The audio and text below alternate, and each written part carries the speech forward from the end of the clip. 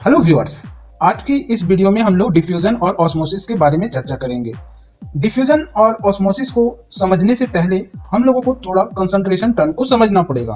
Concentration, amount of one particular substance in A solution. किसी solution में किसी particular substance का जो अमाउंट होता है वह उसका कंसंट्रेशन कहलाता है। आइए इसको और अच्छी तरह से समझते हैं। इसके लिए हम लोग थोड़ा वाटर लेते हैं और थोड़ा सॉल्ट लेते हैं। अब हम लोग इस वाटर में थोड़ा सा सॉल्ट मिला देते हैं। क्या होता है, एक सॉल्यूशन तैयार होता है।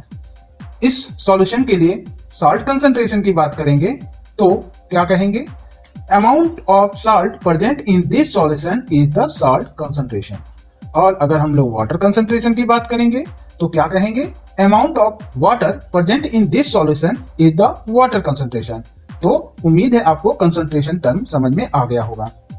अब आइए हम लोग डिफ्यूजन को समझते हैं। डिफ्यूजन क्या होता है? डिफ्यूजन, तो इसको समझने के लिए हम लोग एक एक्टिविटी करते हैं। क्या करेंगे, एक बीकर में हम लोग वाटर ले लेते हैं। इस वाटर में कुछ ड्रॉप्स हम लोग इंक के मिला देते हैं। जैसे ही ये इंक जो है पानी में जाता है, इसका जो पार्टिकल है वो धीरे धीरे पूरे वाटर में फैल जाता है। ये जो होता है हाई कंसंट्रेशन से लो कंसंट्रेशन की तरफ, जो इंक का पार्टिकल है वो हाई कंसंट्रेशन से लो कंसंट्रेशन की तरफ मूव कर जाता है। इस फेनोमेनन को हम लोग डिफ्यूजन का डेफिनेशन है, spontaneous movement of substance from a region of high concentration to a region where its concentration is low. तो हम लोगों ने देखा कि यहाँ का कि इंक का जो यहाँ पर जो कंसंट्रेशन था वो हाई कंसंट्रेशन था। उसके बाद क्या हुआ, धीरे धीरे जो पार्टिकल थे वे हाई कंसंट्रेशन से लो कंसंट्रेशन की तरफ मूव करने लगे और इसी को हम लोग डिफ्यूजन कहते हैं। डिफ्यूजन को हम लोग और अच्छी तरह से समझ सकते हैं। हम लोग प्रतिदिन अगरबत्ती जलाते हैं और अगरबत्ती की खुशबू जो है पूरे रूम में फैल जाती है। तो हम लोग देखते हैं कि ये जो अगरबत्ती की खुशबू है वो हाई कंसंट्रेशन एरिया से लो कंसंट्रेशन एरिया की तरफ मूव करती है और पूरे कमरे में फैल जाती है। डिफ्यूजन जो होता है वो सेल्स में गैसियस एक्सचेंजेस में हेल्प करता है। Diffusion play an important role in gaseous exchanges between the cell as well as the cell and its external environment. जो सेल होता है उसमें गैसियस एक्सचेंजेस जो होते हैं वे डिफ्यूजन के थ्रू होते हैं। अब हम लोग ऑस्मोसिस के बारे में चर्चा करेंगे। Osmosis is the passes of water from a region of high water concentration through a selectively permeable membrane to a region of low water concentration till equilibrium is reached. इसको हम लोग समझने के लिए एक एक्टिविटी करते हैं। इसके लिए हम लोग दो बीकर लेते हैं और दोनों बीकर को हम लोग एक सेमी परमेबल मेम्ब्रेन से कनेक्ट कर देते हैं। अब जो है बीकर ए और beaker B semi permeable membrane से कनेक्टेड है। यहाँ पर ये जो रेड कलर में दिखाया गया है वह सेमी परमेबल मेम्ब्रेन दिखाया गया है। सेमी परमेबल मेम्ब्रेन से जो है वाटर इजिली फ्लो कर सकता है, वाटर इजिली आ जा सकता है दोनों तरफ। अब हम लोग इसमें जो है बीकर बी में थोड़ा सा सॉल्ट मिलाते हैं।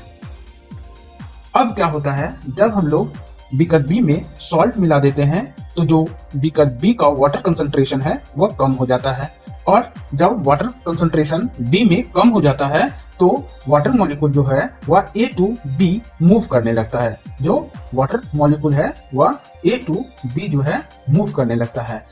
क्यों? क्योंकि ए का जो वाटर कंसंट्रेशन है वो हाई है और बी का जो वाटर कंसंट्रेशन है वह लो है और जो मूवमेंट है वो हाई कंसंट्रेशन से लो कंसंट्रेशन की तरफ होता है और इस तरह जो है वाटर का लेवल जो है वह बी में कुछ देर बाद बढ़ जाता है और ए का वाटर लेवल जो है वह घट जाता है, जैसा कि इस फिगर में दिखाया गया है।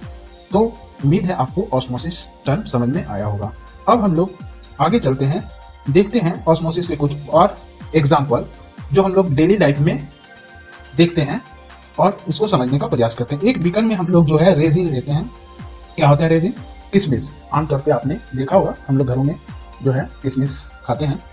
उस किशमिश को जब हम लोग वाटर में डाल देते हैं तो कुछ देर बाद जो है किशमिश वाटर को एब्जॉर्ब कर लेता है और वो स्वेल अप कर जाता है, वह आकार में बढ़ जाता है, वाटर उसके अंदर चला जाता है। इस प्रक्रिया में भी ऑस्मोसिस काम करता है और ऑस्मोसिस के थ्रू जो वाटर जो है वह किशमिश के अंदर चला जाता है, रेजिन के अंदर चला जाता है।